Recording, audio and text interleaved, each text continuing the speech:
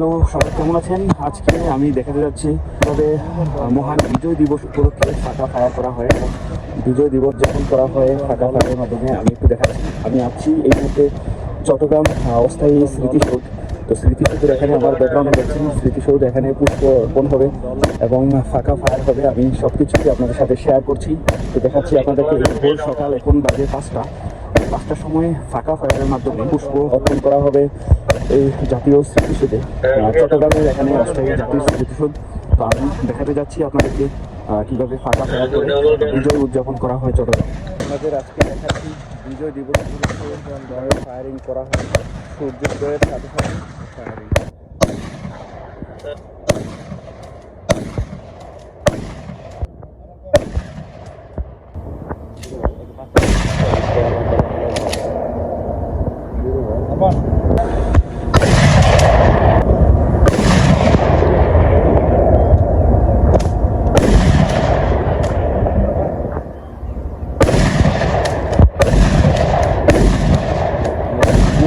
দল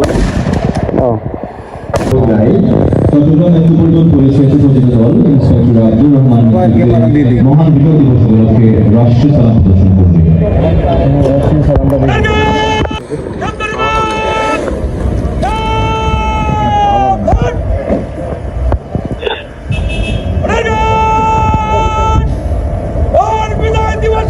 Eco 52, Zulu 524, Zulu 524, Mosquito বন্দরে।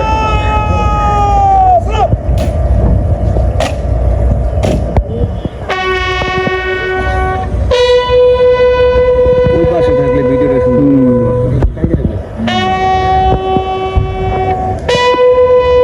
Sir আসেনি, এই আসে।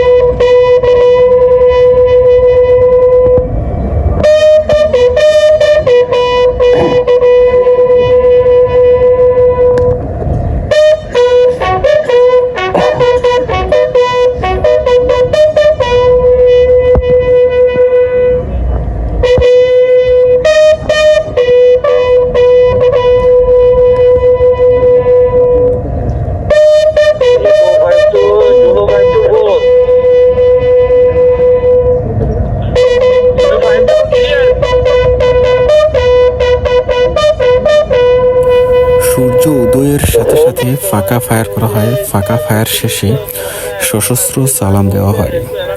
যারা জাতির সৈনিক ছিলেন, যারা মুক্তিযোদ্ধা ছিলেন, যাদের বিনিময়ে আমরা এই দেশ পেয়েছি, তাদেরকে সশস্ত্র সালাম দেওয়া হয়।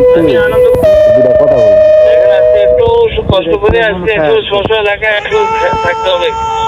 শস্য এলাকায় একটু মুভমেন্ট করেন, দেখেন।